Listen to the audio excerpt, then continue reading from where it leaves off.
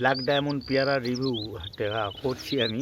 গাছটি আমার আপনারা আগে দেখেছেন, আমার ছবি দেখিয়েছিলাম আমি।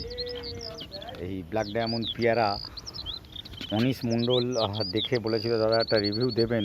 আমি আগে একটা ভিডিও করেছিলাম, সেটা ওকে পাঠিয়েছিলাম।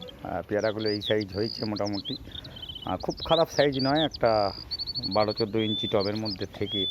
এই পেয়ারাগুলোও কিন্তু এখন বর্তমানে আমি যা দেখছি, দেখুন বলতে বলতে একটা ছেড়ে পড়েই গেল। এগুলো সব একদম পুরো ম্যাচিউর পেয়ারা, এরকম ছেড়ে এলো।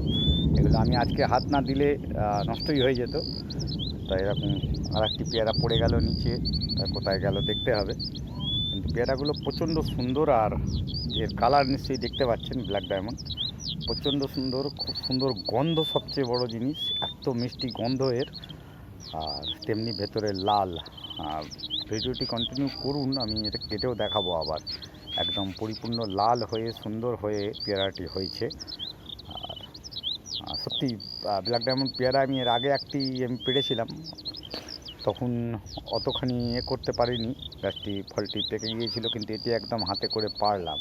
এই যে তার দুটি ছিল, ওই দুটির জায়গা এখানে এখনও দেখতে পাচ্ছেন, এখনও একটি রয়েছে, সেটি এই যে ঝুলছে গাছে। আরও একটি এখন হয়েছে, ফুল এসেছে নতুন, আর একটি বড় হচ্ছে।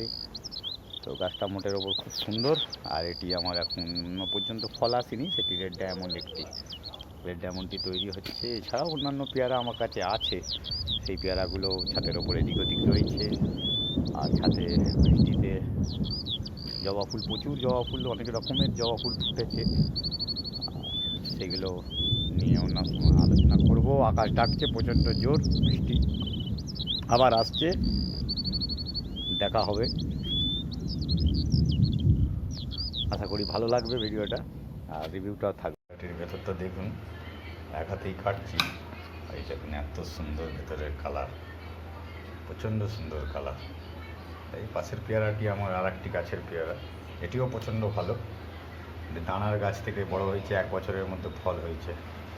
কিন্তু এর কালার আলোতে বুঝতে পারছেন না, প্রচণ্ড সুন্দর কালার, প্রচণ্ড সুন্দর, মানে না এ করলে বিশ্বাস হবে না।